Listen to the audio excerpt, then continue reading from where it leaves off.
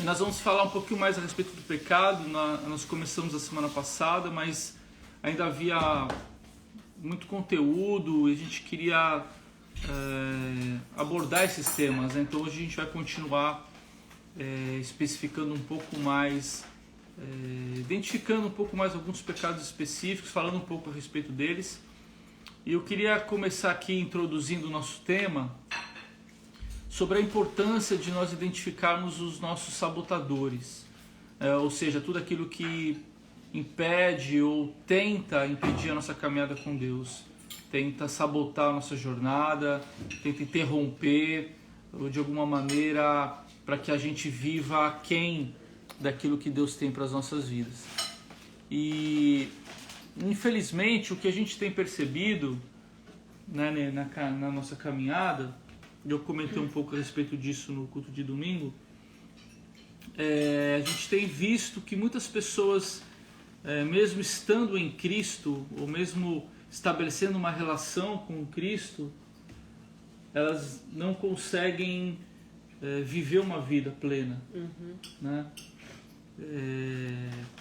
A gente percebe que muitas pessoas elas acabam vivendo uma vida aquém daquela a qual Deus a chamou para viver. E isso tem muito a ver com a forma como nós encaramos a nossa jornada, tem muito a ver com a forma como nós lidamos com os nossos, ou com os sabotadores, né, que estão na nossa caminhada. Então a ideia de a gente identificar e vencê-los é justamente para que tudo aquilo que Deus preparou, projetou, sonhou para nós, a gente possa viver de fato na nossa jornada. Amém, queridos? Então essa é a ideia. Então o desejo do nosso coração é que você possa viver a plenitude daquilo que Deus tem para a tua vida, né? Como que se fala? Nada mais, nada menos do que tudo aquilo que o Senhor tem reservado para mim. Então, quer dizer, a gente não quer viver mais aquilo que Deus tem para nós, mas também a gente não quer viver menos. A gente quer viver a vontade de Deus. A gente quer ter uma vida plena, uma vida abundante, uma vida cheia de propósito, cheia de significado, uma vida que vale a pena viver, né? Acho que essa é a ideia. Foi para isso que Jesus nos chamou, para uma nova vida, e nessa vida a gente possa viver na sua plenitude. Amém, queridos? Então, e o pecado ele tem um papel realmente destruidor na nossa caminhada. Se tem um sabotador que tem um potencial de morte, né? Um potencial de trazer sérios danos na nossa vida, é o pecado. E por isso a gente precisa, como o apóstolo Paulo fala, né? Mortos para o pecado, a gente tem que morrer para o pecado e renascer para uma nova vida em Cristo. Oi, Rô, tudo bem? Boa noite, seja bem-vindo aí na nossa live. Eu queria ler aqui para vocês um primeiro versículo que está lá no livro de Efésios, no capítulo 4. Vou pedir para a Kika ler aqui para a gente, Efésios 4, versículo 1, que fala justamente sobre a nossa vocação, sobre a forma como Deus nos chamou. Que tipo de vida Deus nos chamou para viver? Que tipo de vida Deus nos deu para nós vivermos? O que Ele espera de nós, né? Qual que é a ideia? Efésios 4:1. Por isso eu, que estou preso porque sirvo o Senhor Jesus Cristo, peço a vocês que vivam de uma maneira que esteja de acordo com o que Deus quis quando chamou vocês. Amém, queridos? Então, o que o apóstolo Paulo está dizendo aqui? Olha, eu peço a vocês uma coisa. Eu peço que vocês vivam de uma maneira que esteja de acordo com o que Deus quis quando chamou vocês. Ok? Então, Paulo está dizendo o seguinte, olha, essa nova vida que vocês receberam em Cristo, essa nova vida que vocês receberam a partir da relação que vocês têm com Jesus, eu peço que vocês vivam de acordo com aquilo que Deus quis quando chamou vocês. Amém? Então, aqui Paulo está falando de nós alinharmos a nossa vida, né, a vida de Deus, de nós alinharmos o nosso coração ao coração de Deus, de nós vivermos de uma maneira que agrade a Deus. Lá em 2 Tessalonicenses, capítulo 2, verso 12, 1 Tessalonicenses 2, 12, o apóstolo Paulo também diz assim, ó, nós os animamos e aconselhamos para que vocês vivessem de uma maneira que agrade a Deus, que os chama para terem parte no seu reino e na sua glória. Então aqui, né, nessa passagem ele fala, olha, nós animamos vocês e nós aconselhamos vocês para que vocês vivessem de uma maneira que agrade a Deus.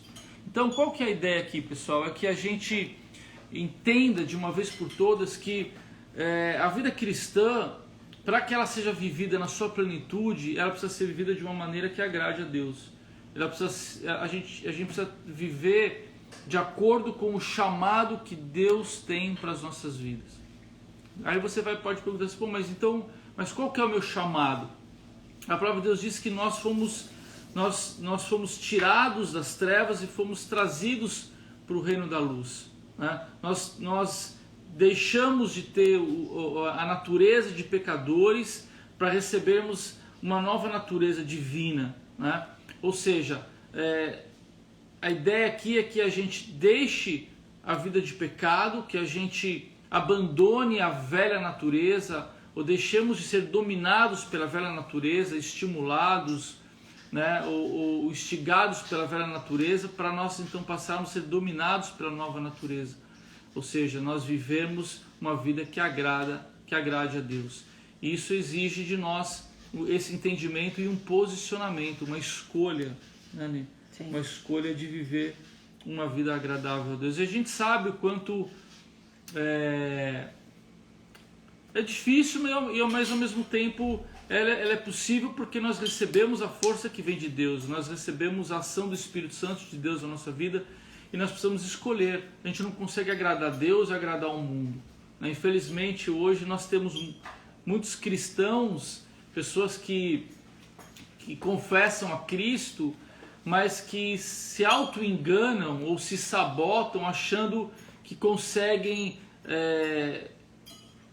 viver com Deus sem deixar o pecado, né? Muitas pessoas querem caminhar com Cristo e continuar no velho lifestyle, né? Continuar com a velha vida, confessando a fé em Cristo. Pessoal, uma coisa elimina a outra. A gente não consegue, não dá para a gente andar nas duas situações. A gente precisa se posicionar. Na semana passada nós falamos sobre os imprestáveis, né? Aqueles que não prestam nem mais para pecar e também não prestam para servir a Deus porque ficam em cima do muro. Nós precisamos nos posicionar, amém? Em uma vida de santidade. E a vida de santidade, galera, uma coisa que talvez muitos tenham dificuldade de entender. Você, Kika, Serginho, como que eu vou viver uma vida santa, né? Como isso acontece?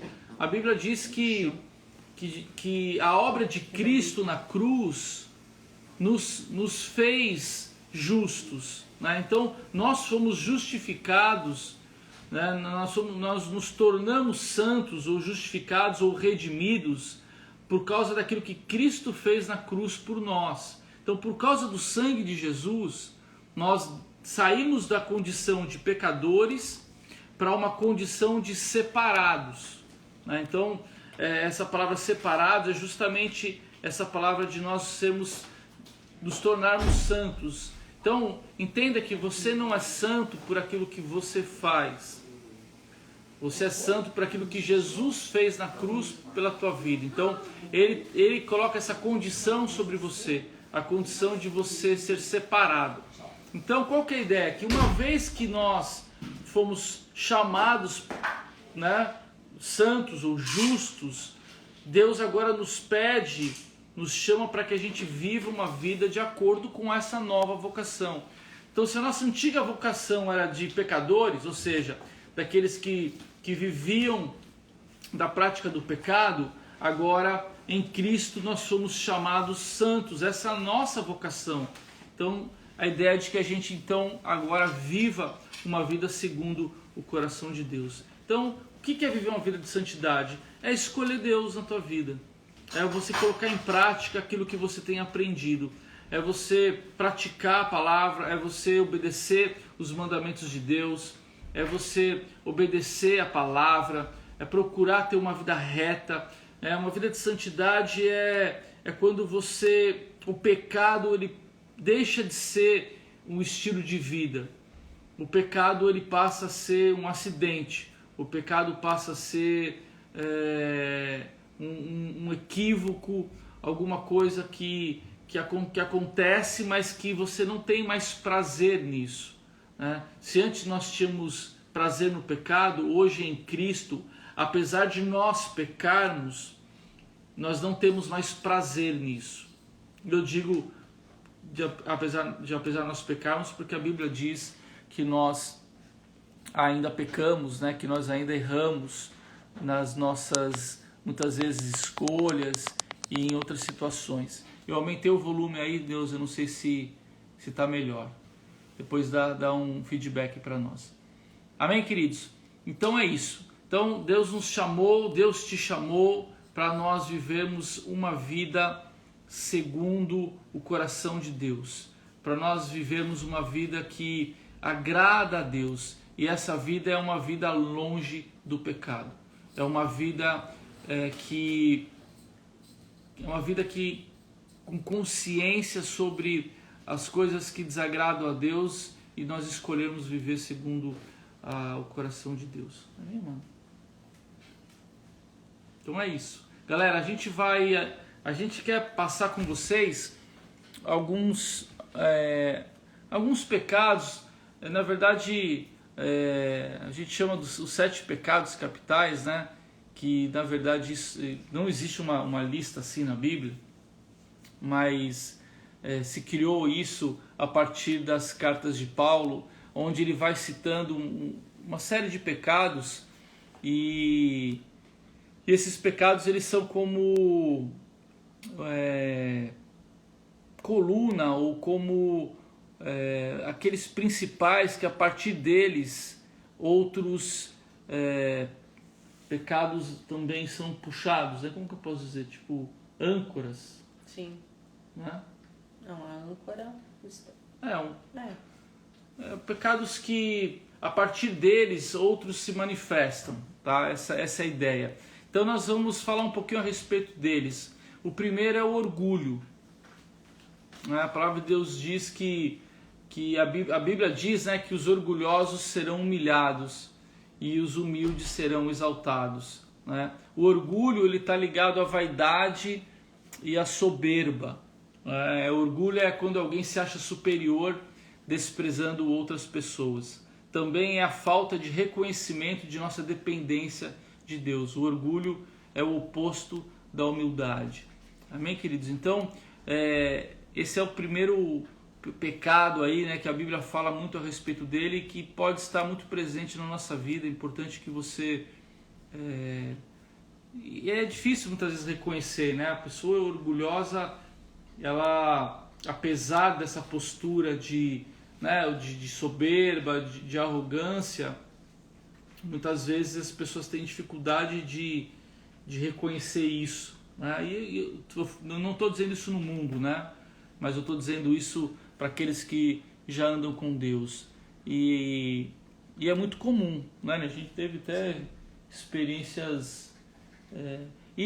Galera, o orgulho, ele não está necessariamente associado a uma classe social específica, né? Porque muitas vezes a gente acha que o orgulho está mais voltado para as pessoas talvez mais bem-sucedidas, né? Ou que tenham mais recursos. Não, galera, o orgulho ele está em todas as camadas da sociedade. O orgulho ele pode estar em qualquer coração, em qualquer vida. E a gente já teve experiências bem complicadas por causa desse pecado nas relações, mesmo na vida de comunidade, de igreja, né? Porque ele realmente quebra relacionamentos, ele traz uma série de complicações na jornada e para a vida. E a Bíblia diz que Deus resiste. E principalmente quando a pessoa é muito orgulhosa, ela não reconhece, né, o seu pecado, ela não reconhece que ela errou, ela sempre tá maravilhosa, ela sempre tá certa, ela sempre tem razão, tá todo mundo errado. Então é uma questão muito difícil, né, porque a pessoa tá cheia da razão, né, então isso complica da gente, quer dizer, o oposto da humildade, né, porque quando a gente é humilde, a gente pede perdão, a gente reconhece os nossos erros, as nossas falhas, e não só diante dos homens, mas principalmente diante de Deus, porque é aí que a transformação verdadeira acontece, quando a gente reconhece o nosso erro, quando a gente enxerga aonde nós precisamos melhorar, né? A Cláudia falando, dona da verdade. É. E qual que é o sabotador aí, galera, do orgulho? A Bíblia diz que Deus, ele resiste o soberbo, né? Deus resiste o orgulho. Então, é como que se a bênção de Deus não chegasse nessa pessoa, né? Às vezes você vê as pessoas que falam, não sai, minha vida é isso, sai disso, tá sempre assim, não sei o quê. Aí você começa, né, a identificar, principalmente em aconselhamentos, em situações, e a pessoa não aceita. E aí você fala, então não tem como a gente argumentar ou seguir ou o que está escrito, né? O que Deus fala a respeito das coisas. Porque a pessoa não identifica, ela não aceita, ela não... Então é como se não tem como você prosseguir, né? A pessoa aí tem que infelizmente, esse tipo de pessoa, elas vão sofrer as consequências né, do seu orgulho, né? E aí o trabalhar de Deus, ele não acontece porque não há chance nem de Deus, nem de homens, nem de pessoas ajudarem, né? Amém, queridos? Então tome cuidado com o sabotador do orgulho, né? Porque esse cara, ele pode te colocar numa situação bastante complicada na sua jornada, porque Deus, a bênção de Deus resiste, Deus não gosta daqueles que são altivos, daqueles que são soberbos, daqueles que são orgulhosos. Amém? Outro pecado também muito comum nos nossos dias é a inveja, né? E a inveja é uma forma de cobiça. Quem tem inveja não se alegra quando outra pessoa recebe uma bênção, porque quer essa bênção só para si. A inveja é egoísta. A Bíblia nos avisa a não ter inveja, mas ficar contente com o que temos e nos alegrar com a alegria dos outros. Amém, queridos? Isso está lá em Gálatas 5:26. Amém, queridos? Então a inveja, ela é uma forma de cobiça também, porque o invejoso, ele está sempre querendo aquilo que o outro tem, né? Mais ou menos isso, né? Ele está sempre buscando o Arthur entrou aí. Ei, Arthur, boa noite, querido, bem-vindo. Boa noite a galera que está entrando aí. Então, a inveja, ela gera esse tipo de sentimento onde, quando você ouve, né, uma pessoa né, se alegrando, né? Essa, você falou outro dia, né? Que é mais fácil você encontrar. Eu aprendi isso com tristeza, né?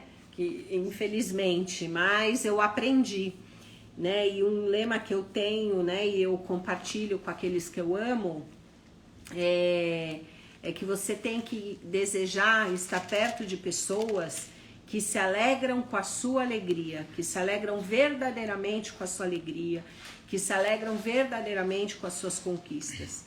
Porque chorar com você, gente, vai sempre ter um ombrinho, porque o ser humano, ele tem uma situação, não sei se vocês concordam comigo, mas o ser humano, ele é extremamente competitivo, né?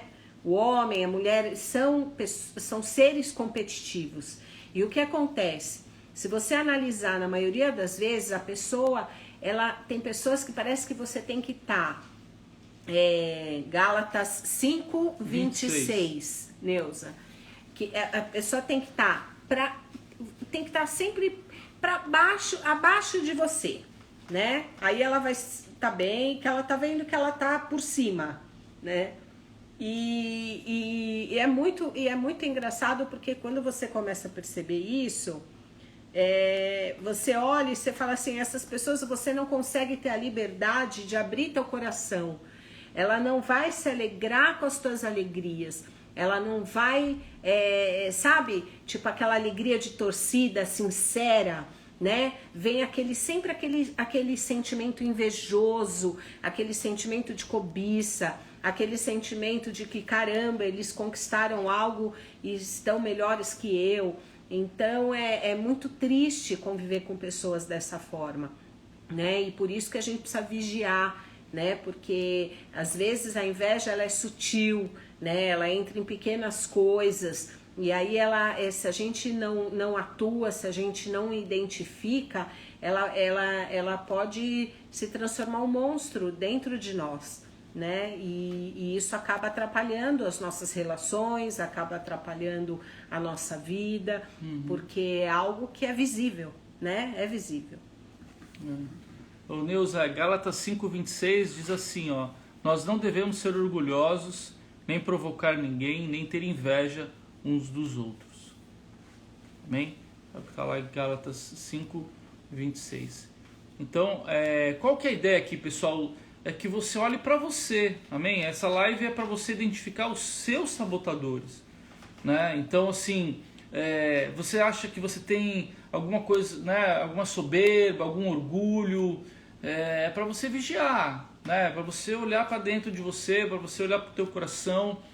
Como a Kika falou, quando você vê alguém, né, que conquistou alguma coisa, quando você vê alguém que conquistou algo que você queria muito, que sentimento vem no teu coração? Qual que é o primeiro sentimento que vem no teu coração? Acho que é uma boa pergunta, né?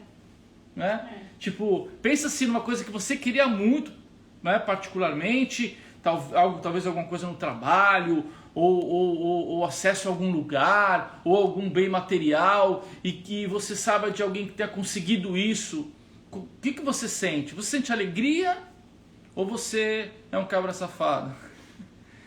Que tem aquela invejazinha lá dentro, né? O que você sente? Qual que é a ideia, né? É que você perceba isso, porque, queridos, não é vergonha.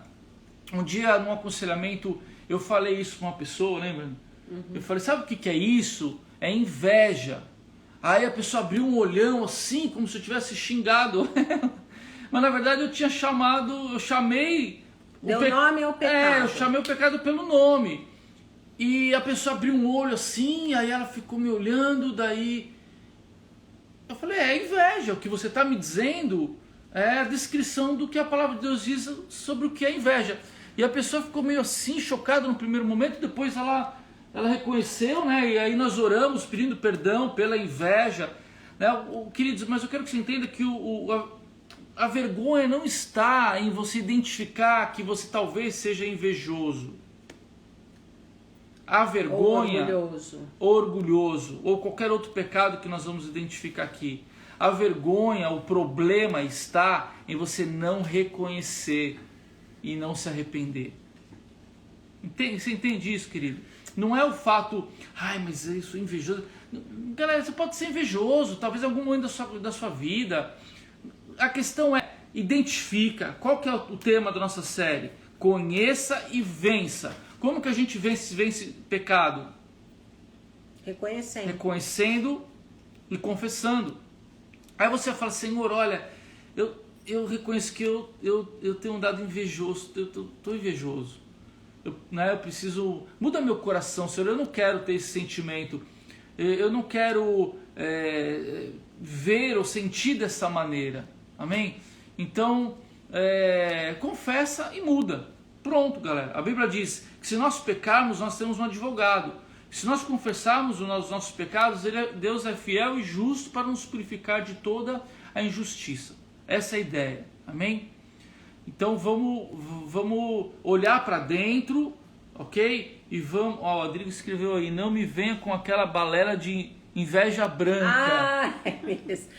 Tô com inveja branca. Vocês já ouviram isso, gente? Eu tô com uma inveja branca de você, como se o sentimento de inveja fosse bom ou ruim, né? Galera, não existe inveja branca, isso meu. É boa, inveja. Toda inveja é negra, é escura, vem das trevas, amém?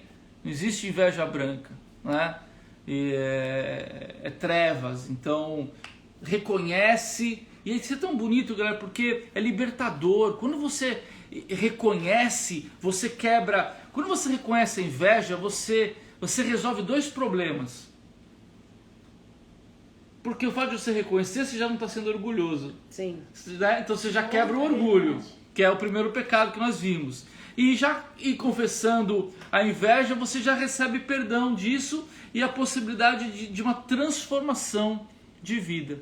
Né? Amém, queridos? O pensamento, Júlia, o pensamento pode vir na mente, mas vai de cada um não alimentar esse pensamento. É isso aí. Amém? Então identifica e muda. Confessa e muda de mentalidade. Amém, queridos? Essa é a ideia. Então, o próximo é a avareza. Também, né, algo muito comum nos nossos dias, principalmente, né, nessa geração que é apegada ao consumo, apegada aos bens materiais, né, onde a pseudo-segurança é o dinheiro, né, são as posses. Então, a avareza, o que é avareza? Né? É um apego doentio às riquezas. A pessoa avarenta acumula riquezas, não gosta de gastar e não quer partilhar com ninguém. A avareza é o amor ao dinheiro. A Bíblia nos ensina a sermos generosos, não muito apegados ao dinheiro. Isso está lá, se você quiser anotar, em 1 Timóteo, a gente pode até ler. 1 Timóteo, capítulo 6, vamos ler lá.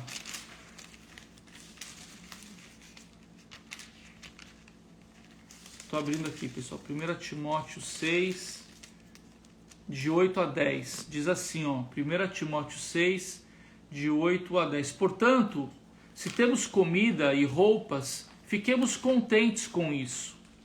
Porém, os que querem ficar ricos caem em pecado ao serem tentados e ficam presos na armadilha de muitos desejos tolos que fazem mal e levam as pessoas a se afundarem na desgraça e na destruição. Pois o amor ao dinheiro é uma fonte de todos os tipos de males. E algumas pessoas, por quererem tanto ter dinheiro, se desviaram da fé e encheram a sua vida de sofrimentos. Amém, queridos? Então percebam que não há nenhum problema nas riquezas. Não há nenhum problema no dinheiro em si. A Bíblia diz que o amor ao dinheiro é a raiz de todos os males. Né? Então, queridos, o problema não é você ter recursos. O problema não é você ter dinheiro, né? Não é nada disso. O pecado, a avareza é justamente o apego doentio às riquezas, né? E nós vemos hoje que as pessoas... E qual é o pecado? Aqui você percebe que um pecado ele puxa outro pecado, né? A avareza é um tipo de idolatria. Porque o avarento, ele coloca o dinheiro no lugar de Deus. A segurança dele é o dinheiro, não é Deus. A esperança dele está no dinheiro e não está em Deus, né? Então é como não, a pessoa tira Deus do trono, né? E coloca o dinheiro, né? Que a gente fala, né? Que é o Deus Mamon, né? Que é o Deus do dinheiro. Que é o Deus dos nossos dias, galera, né? As pessoas vivem correndo atrás do dinheiro, né? O Deus colocou escravos do dinheiro. Pessoas que são acumuladores, pessoas que acreditam que a sua segurança está no dinheiro. E qual é o outro pecado? Né? Se tornam pessoas avarentas. E a Bíblia nos chamou para nós sermos generosos. E a generosidade é a alegria em partilhar aquilo que tem. Amém, queridos? Então, tome cuidado, né? Perceba onde que está a tua segurança.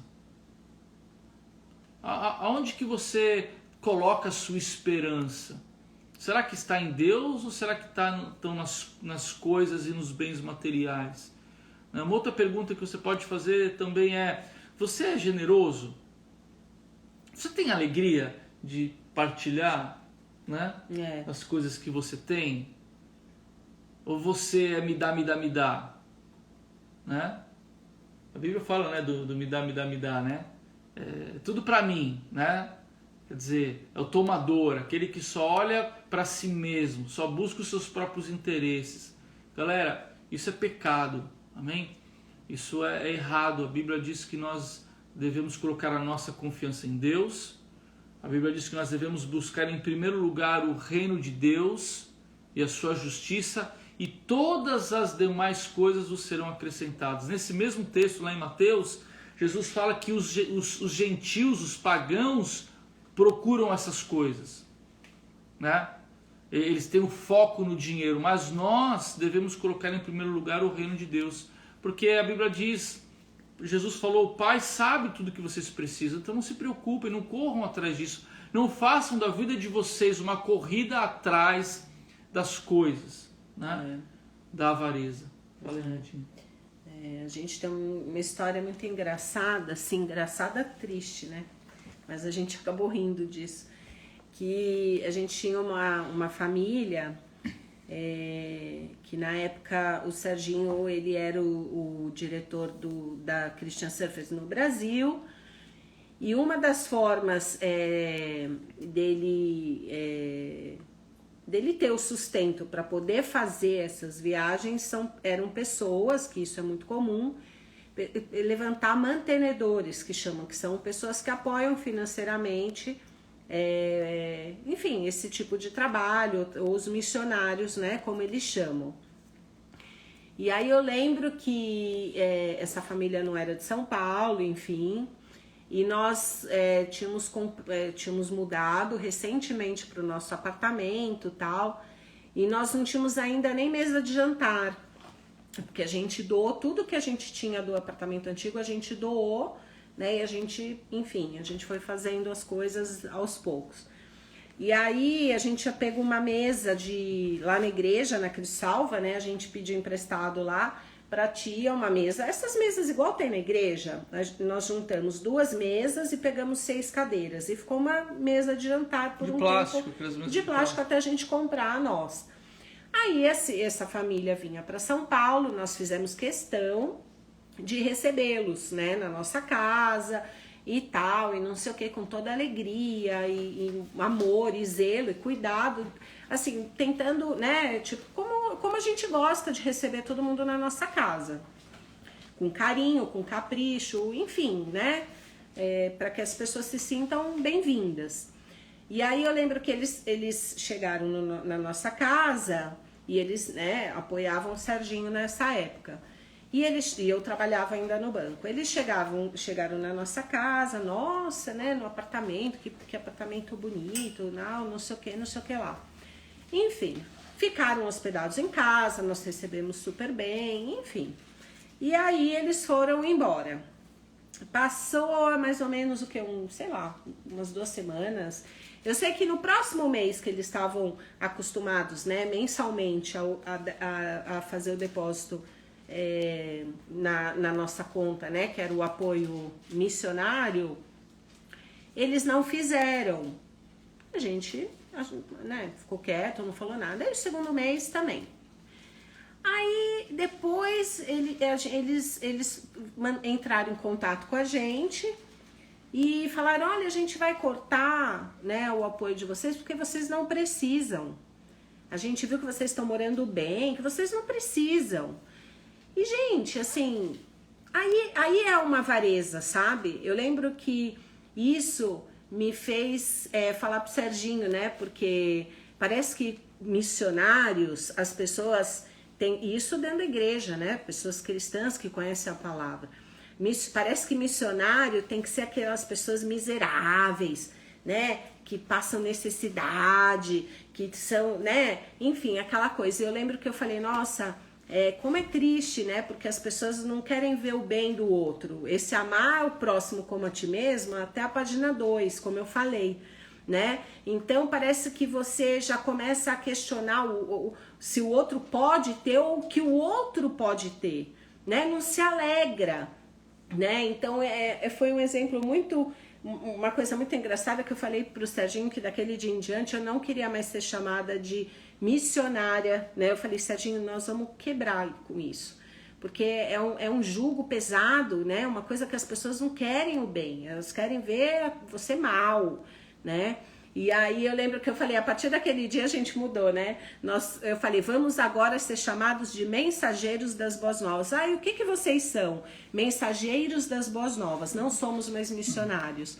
Porque junto com isso vem esse jugo, né? Isso é uma avareza de coração, sabe? Você não querer o que você tem pro teu próximo, você não querer o que você tem pro outro, né? Você já julgar o outro, sabe? E fica aquela coisa horrorosa, assim, é muito triste isso, né? Então esse amor ao próximo, você vê que como ele não é vivido na prática, né? E o quanto ele tem que ser vivido. Então a avareza também é quando você olha para o próximo e você já começa a julgar ou o que o outro tem, porque ele tem, se ele deixa de ter, sabe? Ele se alegra com o outro, né? Que a prosperidade que você tem chegue no outro, né? Sabe? Eu acho que esse é a verdadeira alegria, né? A Júlia colocou, para muitas pessoas os missionários têm que quase passar fome, é muito triste. E é uma realidade no Brasil, porque fora do Brasil, os missionários, a gente tem muitos amigos, né, que são americanos, enfim, de várias nações. Gente, a igreja envia com toda a estrutura, com toda a segurança. O cara ele vem com uma base para que ele tenha todo o conforto, ele e a família, para que ele possa fazer o trabalho. Para que não é trabalho, né? Então é muito engraçado. E essa avareza, ela realmente acontece, né? Eu não vou dar ali porque não precisa. Dentro da igreja, né? Tem gente que não dá nem dízimo, nem oferta, porque olha e fala, não precisa, não vou dar, ou vou fazer do meu jeito, e assim vai, né? Na verdade, não entendeu o princípio e é escravo de si mesmo, né? É escravo do dinheiro, é escravo... E Deus nos chamou para nós sermos generosos. Essa é a ideia. É isso aí, dá com uma mão e tira com a outra. É melhor dar do que receber. Eu sempre falo isso, galera. A Bíblia diz, né? Não é eu que digo, a Bíblia diz que mais bem-aventurado é dar do que receber. Sabe por quê? Porque quem dá, presta atenção nisso, num segredo espiritual para a tua vida. Quem dá daquilo que tem. E quem recebe daquilo que lhe falta. Por isso que é mais feliz quem dá, porque é quem tem. Entendeu, galera?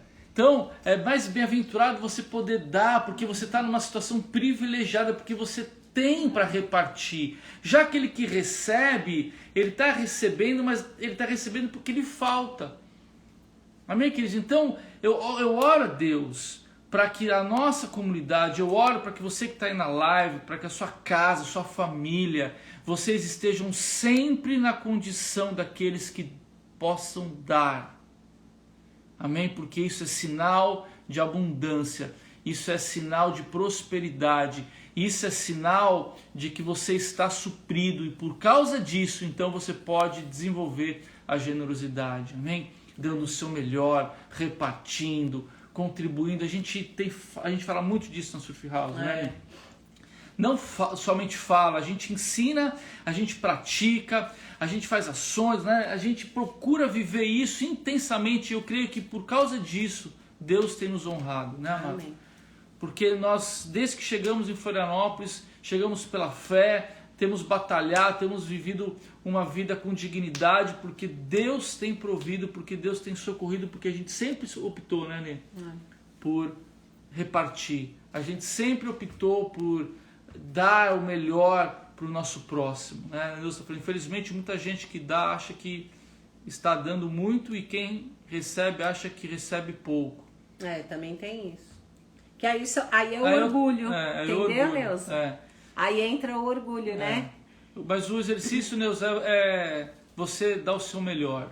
Se o outro vai achar pouco, o problema é dele. Né? Você tem que ter a tua consciência diante de Deus de que você está fazendo o seu melhor. Amém? Então, essa é a ideia. A ira, galera, tem muita coisa para falar.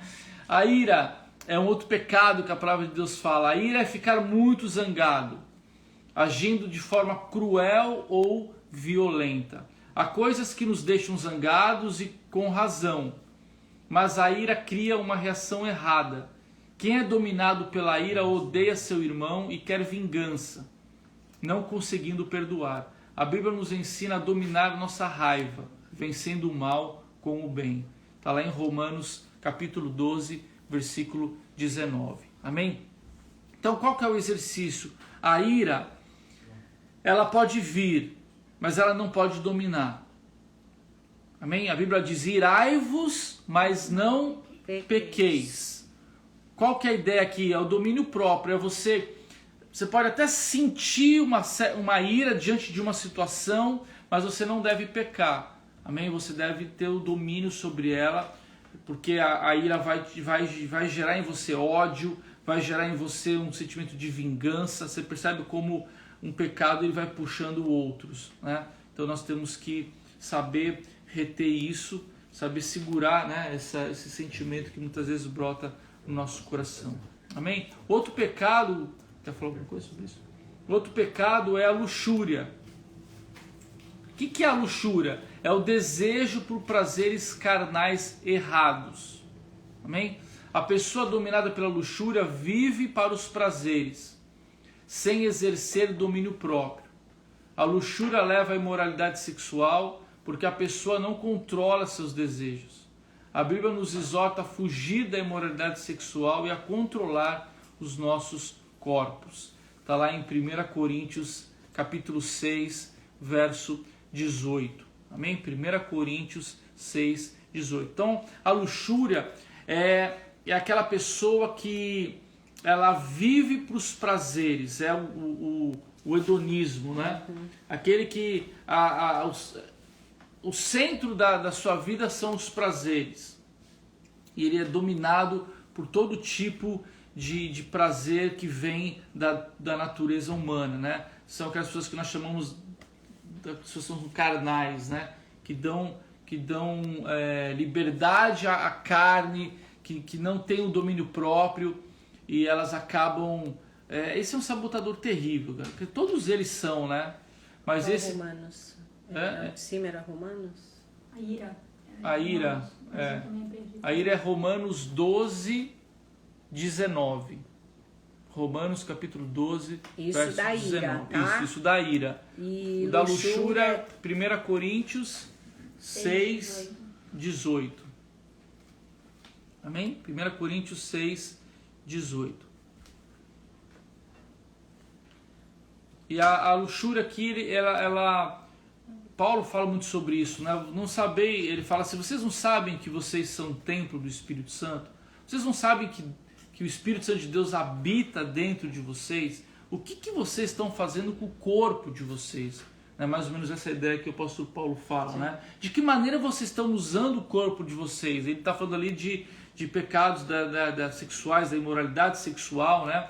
E ele fala: vocês são habitados por Deus, habita a vida de vocês. Vocês não tomaram consciência disso, né?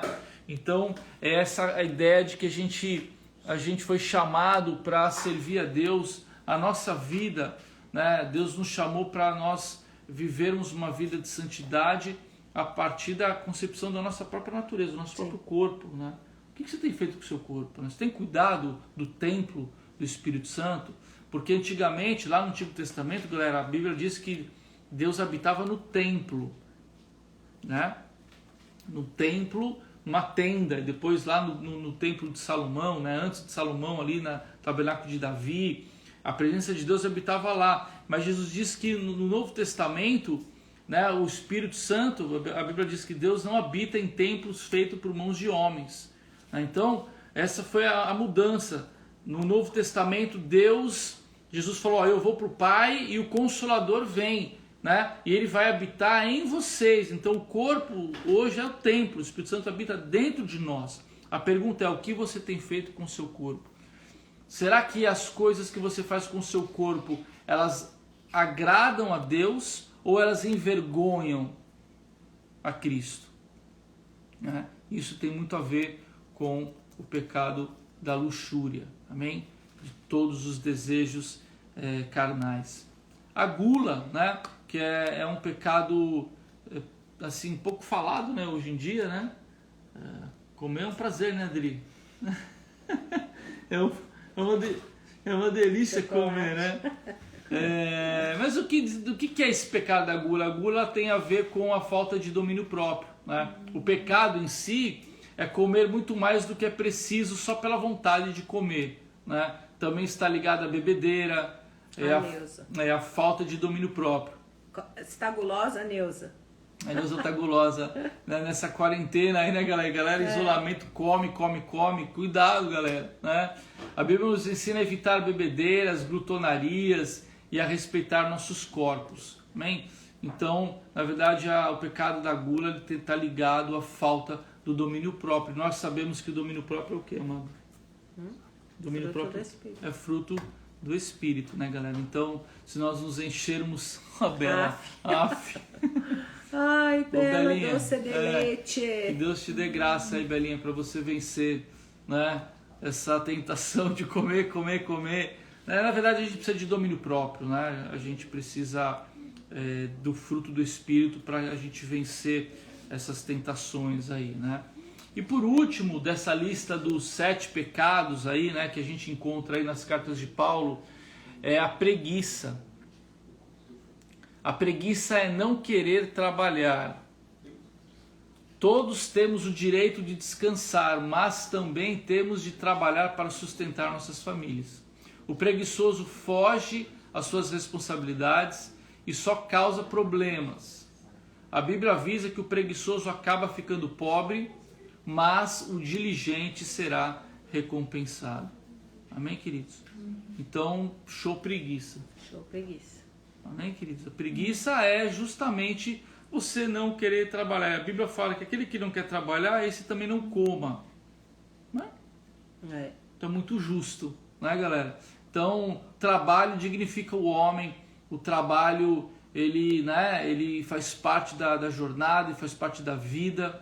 E a preguiça é um problema sério. E a gente, infelizmente, hoje em dia, a gente tem muitas pessoas que caem nesse erro, né? E tem a sua vida sabotada porque quem não planta... não colhe. Quem não planta, não colhe. Ou colhe, a colheita alheia. Né? Normalmente o preguiçoso, ele não quer plantar e quer comer o fruto daquele que plantou, né? Então a gente precisa de diligência, de compromisso, né? De quebrar toda a preguiça, né? Galera, a preguiça também é um pecado bem complicado. Agora, galera, eu vou falar sobre uma outra lista que está lá em Provérbios, capítulo 6. Se você quiser, o que vai abrir pra gente aí? Provérbios, capítulo 6. E esses 7 pecados que nós falamos são aqueles conhecidos 7 pecados capitais, né? Como eu falei, não existe uma lista dessa na Bíblia escrito, aí são 7 pecados, mas foram uma lista que foi criada, né, pela tradição aí e pelos escritos do apóstolo Paulo, mas existe uma lista de pecados que são as 7 coisas, ou 7 pecados que Deus detesta. Na verdade, ele abomina. Depende da versão, detesta ou abomina, que está lá em Provérbios, capítulo 6, versículos de 16 a 19. Amém? Anota aí. Essa lista ela é muito importante, porque ela vai direto ao ponto. Provérbios, capítulo 6, de 16 a 19. Aqui que vai ler aí pra gente. Amém. Existem 7 coisas que o Senhor Deus detesta e que não pode tolerar: o olhar orgulhoso, a língua mentirosa, mãos que matam gente inocente, a mente que faz planos perversos, pés que se apressam para fazer o mal, a testemunha falsa que diz mentiras e a pessoa que provoca brigas entre amigos. Olha lá, então, olhar orgulhoso. Presta atenção nessa lista, galera. A língua mentirosa, mãos que matam gente inocente, a mente que faz planos perversos, pés que se apressam para fazer o mal, a testemunha falsa que diz mentiras e a pessoa que provoca briga entre amigos. Tá claro, né? Não precisa nem desenhar. Galera, tá escrito que Deus detesta pensa e numa não coisa. tolera. Ele não tolera isso, né? Ou não tolera. A gente sabe que Deus não tolera o pecado, né? Sim. Mas é interessante, né, ter uma lista de 7 comportamentos, né, humanos, ou 7 escolhas humanas que Deus detesta, Deus abomina, né? Interessante a última aí, né, Nê? Aquele que... Como que é que... A pessoa que provoca briga entre amigos. A pessoa que provoca briga entre amigos. Deus detesta isso. Mentira. Olhos soberbos, olhos altivos, né? O que seriam os olhos altivos, né? Olhar orgulhoso? Eu acho que é aquela pessoa que olha por cima. Né? Sabe aquele cara que se acha... Que tá todo, né? Tipo, ele é o bonzão, né?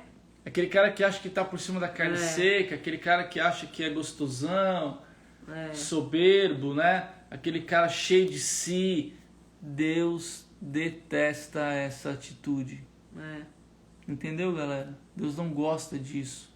Deus, ele retém a bênção do orgulhoso.